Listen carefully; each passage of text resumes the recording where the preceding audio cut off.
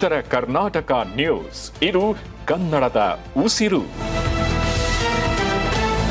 ಇನ್ನು ಯಾದಗಿರಿ ಜಿಲ್ಲೆಯಲ್ಲಿ ಕೃಷ್ಣೆ ಬರಿದಾಗ್ ಹೋಗಿದೆ. ಕೃಷ್ಣ ನದಿ ಸಂಪೂರ್ಣವಾಗಿ ಬರಿದಾಗ್ ಹೋಗಿದೆ, ಬತ್ತು ಹೋಗಿದೆ. ಯಾದಗಿರಿ ಜಿಲ್ಲೆಯ ಜೀವನಾಡಿ ಕೃಷ್ಣಾ ನದಿಯ ಒಡಲು ಕಳೆದ ವರ್ಷ ಭರ್ತಿಯಾಗಿದ್ದಂತಹ ಬಸವಸಾಗರ್ ಜಲಾಶಯ, ಯಾದಗಿರಿ ಜಿಲ್ಲೆಯ ಹುಣಸಗಿ ತಾಲೂಕಿನ ನಾರಾಯಣಪುರದ ಬಸವಸಾಗರ್ ಜಲಾಶಯ ಬರಿದಾಗ್ ಹೋಗಿದೆ. ಕಳೆದ ವರ್ಷ ಬಸವಸಾಗರ್ ಡ್ಯಾಂನಿಂದ 90,000 ಕ್ಯೂಸೆಕ್ ನೀರು ಕೃಷ್ಣಾ ನದಿಗೆ ಬಿಡಲಾಗಿತ್ತು. ಕಳೆದ ವರ್ಷ ಜುಲೈ 3ರಂದು 90,000 ಕ್ಯೂಸೆಕ್ ನೀರು ಬಿಡುಗಡೆ ಹಿನ್ನೆಲೆ ಕೃಷ್ಣಾ ನದಿಯಲ್ಲಿ ಪ್ರವಾಹ ಉಂಟಾಗಿ ಬೆಳೆ ಕೂಡ ಹಾನಿಯಾಗಿತ್ತು.